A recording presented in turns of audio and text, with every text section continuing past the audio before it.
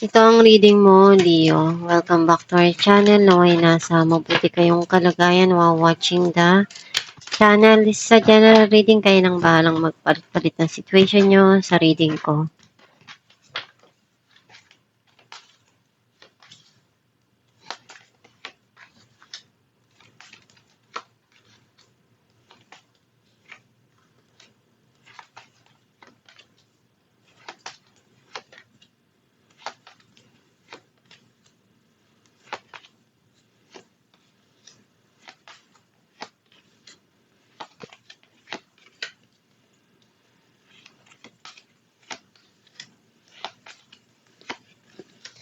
At the bottom of the deck, Death.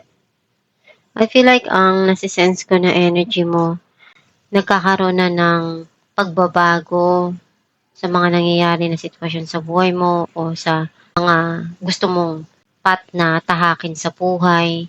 O may mga desisyon kang kailangan ngayon na ayusin at baguhin para dun sa kakaganda ng buhay mo o ng sitwasyon. Ang mensahe ng card mo, may darating dito na bagong journey na tatahakin mo.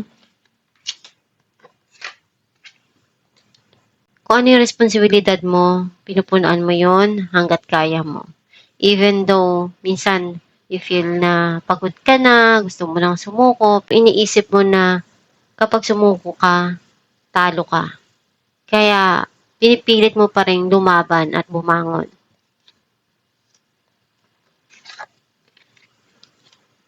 Andun yung pagmamahal na hinahanap mo or you are emotionally sensitive and gusto mong maranasan na mahalin o ipakita sa'yo yung pagmamahal.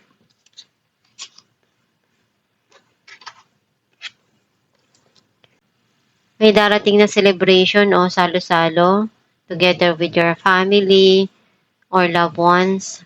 Some of you, hinahanap mo yung long-term na stability sa financial.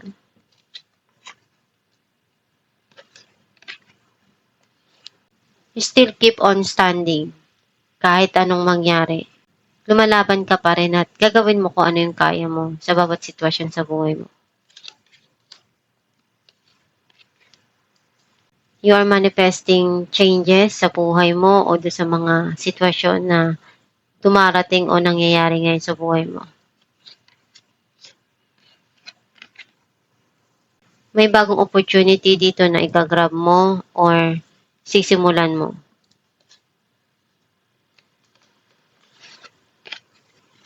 Doon yung pagmamahal na pinapakita nitong tao na to or kung ano yung kaya mong iparamdam, gagawin mo dun sa taong mahal mo.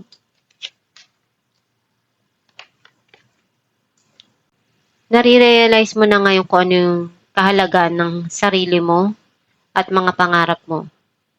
Yung nakikita mo na kung ano yung magpapasaya para sa'yo.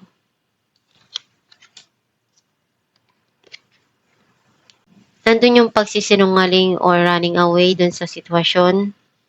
Some of you, you're taking a risk dito na meron kang gustong itry na pwedeng makatulong dun sa sitwasyon o sa mga pangarap mo. Iniisip mo na mag-save o mag-ipon ng pera para sa kinabukasan mo at ng mga mahal mo sa buhay. Marami ka pang pangarap na gusto mong makamit at iniisip mo kung paano mo magagawa yon na makuha yung mga pangarap na yon.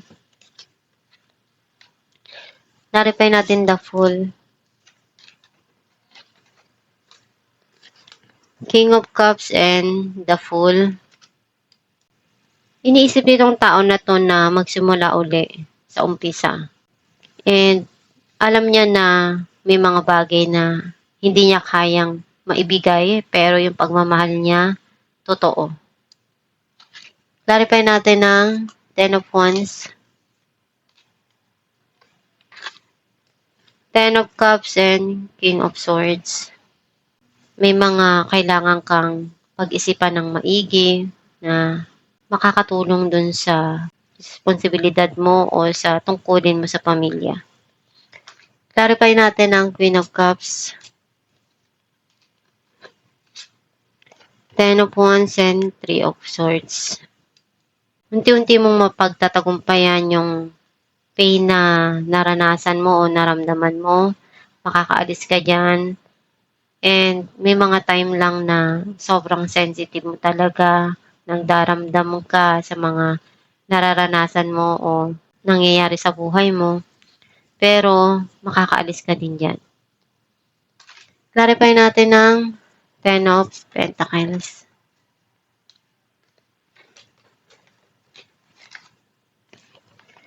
Ace of Pentacles and Page of Pentacles.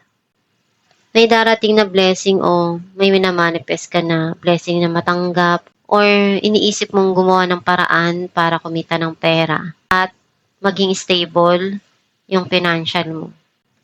Clarify natin ng Seven of Wands, Knight of Pentacles, and Ace of Swords. May bagong idea ka dito na maiisip na makatulong sa trabaho mo o sa financial mo. Clarify natin ang the World, Seven of Wands, and King of Pentacles. Andun yung pinag-isipan mo mabuti kung ano yung mga paraan na magagawa mo para maging matibay o maging strong yung foundation ng iyong career o iisip mo ditong magtrabaho sa ibang bansa o mag-travel. Clarify natin ang Ace of Wands, the Emperor, and Nine of Pentacles. Kaya mo ma-achieve kung ano yung gusto mo. At alam mo sa sarili mo kung ano yung dapat mong gawin para makuha mo yung mga pangarap mo. Clarify natin ang the Lovers, Page of Swords, and Four of Cups. May mga time na nagsisisi ka dahil may mga bagay na hindi mo nagawa at gusto mong ayusin kung ano yung kaya mo dun sa relasyon. Ngayon kasi malinaw na yung mga nangyari sa nakaraan sa buhay mo. Ngayon mo naiintindihan. Some of you, may darating ditong offer at pinag-iisipan mo mabuti. At pinag-aaralan mo kung paano mo gagawin o ano yung magagawa mo dun. Clarify natin ang the Empress, Ace of Cups, and Eight of Pentacles. Kung ano yung pagkukulang, ikaw na yung nagpupuno. Kung ano yung kaya mong ibigay dun sa career mo, sa financial mo, at sa pamilya mo, gagawin mo. Kasi pinagsisikapan mo lahat. Lahat ng kaya mong maibigay o magawa, gagawin mo.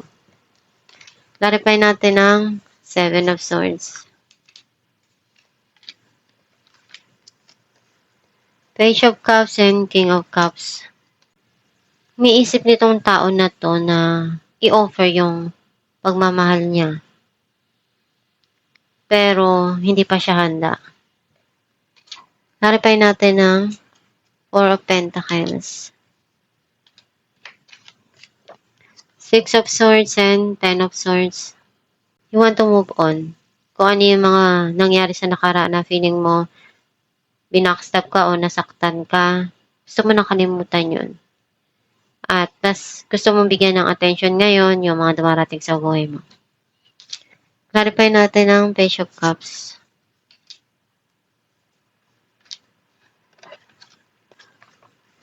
the Sun, and Six of Swords. Unti-unti ka nang mag-heal sa mga nangyari sa nakaraan. At ngayon, may darating dito na happiness and joy para sa'yo.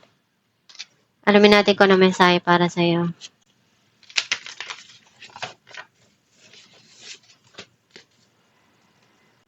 Cage bird. Someone out there is seeking you. You have made a delightful impression. You may have pulled on someone's heartstrings unknowingly. Now would be an excellent time to draw up a list of everything you are searching for from a partner and out of life. so that the universe can do it thing and fool you and those things together.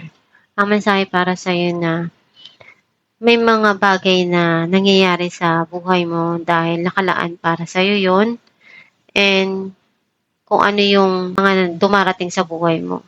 Tanggapin mo lang yan at harapin mo. Kung ano yung kaya mo doon, gawin mo, ibigay mo yung best mo.